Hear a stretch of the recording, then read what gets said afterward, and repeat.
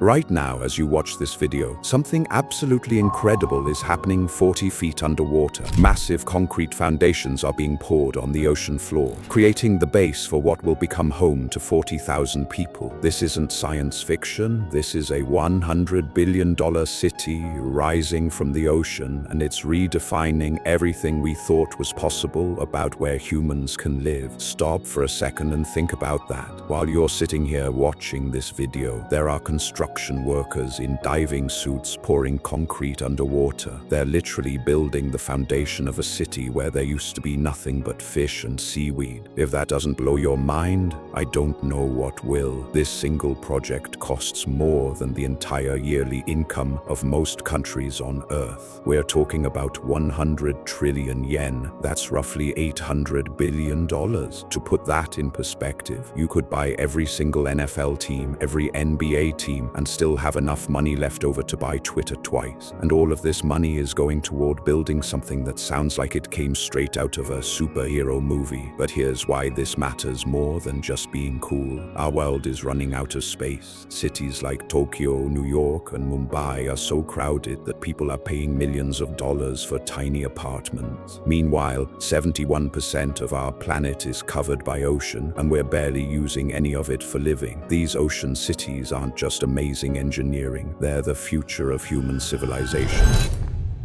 Let me take you on a journey to see exactly how you build a city in the middle of the ocean, because the process is even more incredible than the final result. Imagine trying to build your house while standing on a boat during a storm. Now imagine that house is actually a 50-story skyscraper, and instead of one storm, you have to deal with hurricanes, tsunamis, and waves the size of buildings hitting you every single day. The first challenge is creating land where there is no land. Engineers start by dropping massive amounts of sand and rock onto the ocean floor. We're talking about moving 50 million tons of material. That's enough sand to fill 2,000 Olympic swimming pools. Giant ships work 24/7, dumping truckload after truckload of sand until they've created an artificial island strong enough to hold an entire city. But here's where it gets really wild. The Japanese team building Dogon City isn't just dropping sand randomly. They're using computer simulations to calculate exactly where every grain of sand needs to go. They study ocean currents, wave patterns, and underwater earthquakes to make sure their artificial island won't wash away the first time a big storm hits. The logistics of getting materials to the construction site would make Amazon's delivery system look simple. Every single piece of steel, every bag of cement, every window, and every toilet has to be loaded onto ships and transported across the ocean. Think about building IKEA furniture, but instead of driving to the store, you have to sail there during a thunderstorm. And instead of a bookshelf, you're building a hospital. On any given day, there might be 200 ships surrounding the construction site. Some ships carry concrete, others carry steel beams, and some are floating hotels where the workers sleep. It's like a floating city is being built to build another floating city. The coordination required is insane. Imagine trying to organize a dance with 200 people, except each person is driving a ship the size of a football field.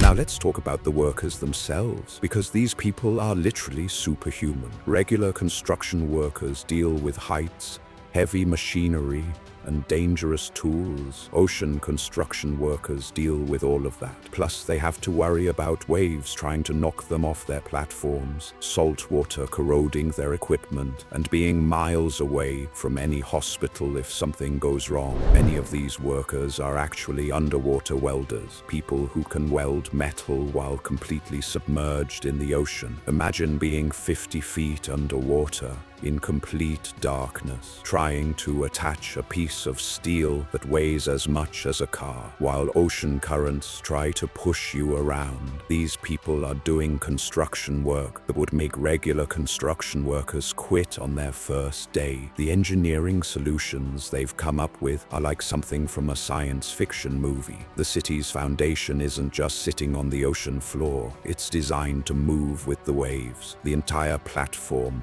can flex and bend like a giant surfboard. So instead of fighting the ocean's power, it goes with the flow. When a 30-foot wave hits the city, the whole thing just rises and falls with it like a massive boat. But what about storms? Hurricane-force winds and waves the size of buildings would destroy any normal city. So engineers designed the city to literally change shape during bad weather. Parts of the city can fold down or retract into protected areas. It's like the city can transform itself into storm mode, then unfold again when the weather clears. Think about your daily life for a moment. You wake up, brush your teeth with tap water, flip on the lights, maybe grab something from the fridge. Now imagine doing all of that when you're floating in the middle of the ocean, miles from any power plant or water treatment facility. Every drop of fresh water has to be made from salt water using massive desalination machines. Every bit of electricity comes from solar panels and wind turbines built right into the city's design. The waste management system is absolutely fascinating. In a regular city, your trash gets trucked away to a landfill somewhere. But in an ocean city, there's nowhere to truck it. So Dogon City is designed to produce zero waste. Everything gets recycled, composted, or converted into energy. Food scraps become fertilizer for the city's floating farms. Plastic gets melted down and turned into new building materials. It's like the city digests its own waste and turns it into useful stuff. Speaking of food, imagine grocery shopping when your nearest farm is 100 miles away on land. Ocean cities solve this with floating agriculture platforms where they grow vegetables using seawater and fish waste as fertilizer. They also have underwater fish farms where they raise salmon, tuna, and other seafood right below the city. Fresh sushi, anyone?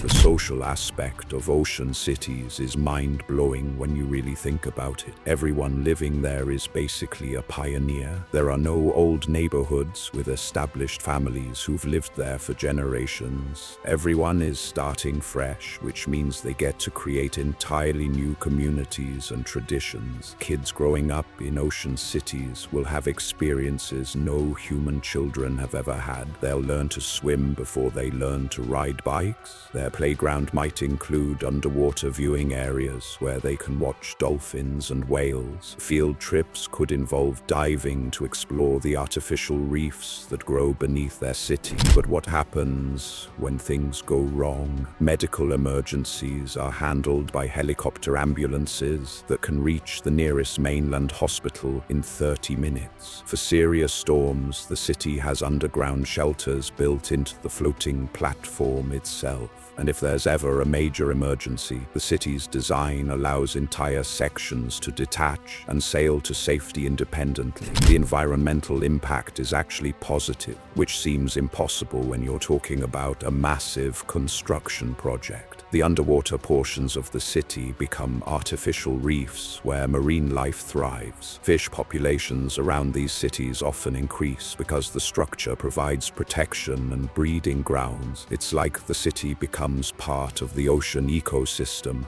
instead of destroying it. The energy system is revolutionary. Ocean cities use wave power, wind power, and solar power all at the same time. The constant motion of the waves generates electricity 24 hours a day. The wind over the ocean is stronger and more consistent than wind on land, and with no buildings or trees to block them, solar panels work at maximum efficiency. Some ocean cities might actually produce more clean energy than they use and send the extra power back to cities on land through underwater cables.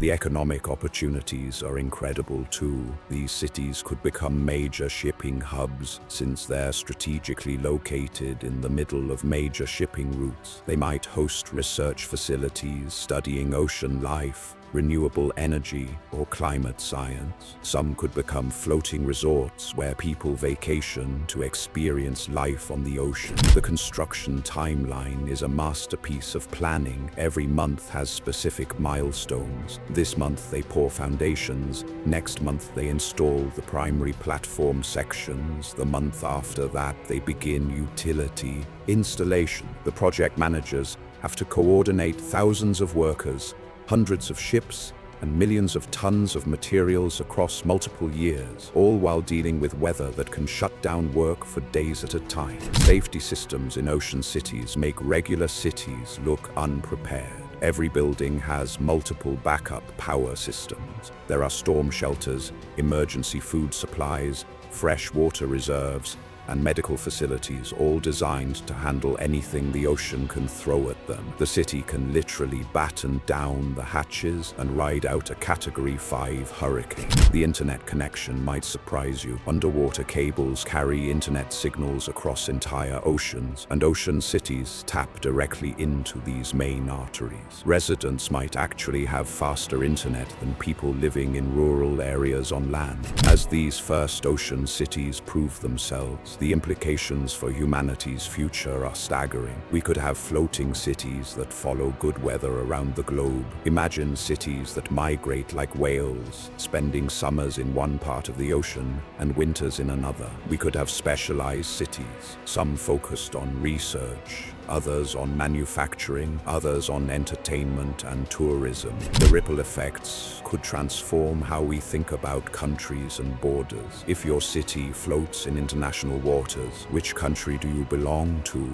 Ocean cities might become the world's first truly international communities, with residents from dozens of different countries all living together on the same floating platform. The most exciting part, this is just the beginning. The engineers building Dogon City are already planning bigger projects. They're talking about ocean cities that could house 200,000 people, underwater neighborhoods connected by tunnels, and floating airports where planes land directly on the ocean. Some visionaries are even planning ocean cities that could travel. Imagine living in a city that spends winter near tropical islands and summer near cooler regions. Your home address might change with the seasons, but your community stays together as it moves around the world. The psychological impact of living surrounded by endless ocean is something we're just beginning to understand. Some people find it incredibly peaceful and liberating. Others might feel isolated or overwhelmed by all that open water. Ocean cities are designing mental health support systems and community spaces specifically to help people adjust to this completely new way of living. So here's the big question. Could you do it? Could you pack up your life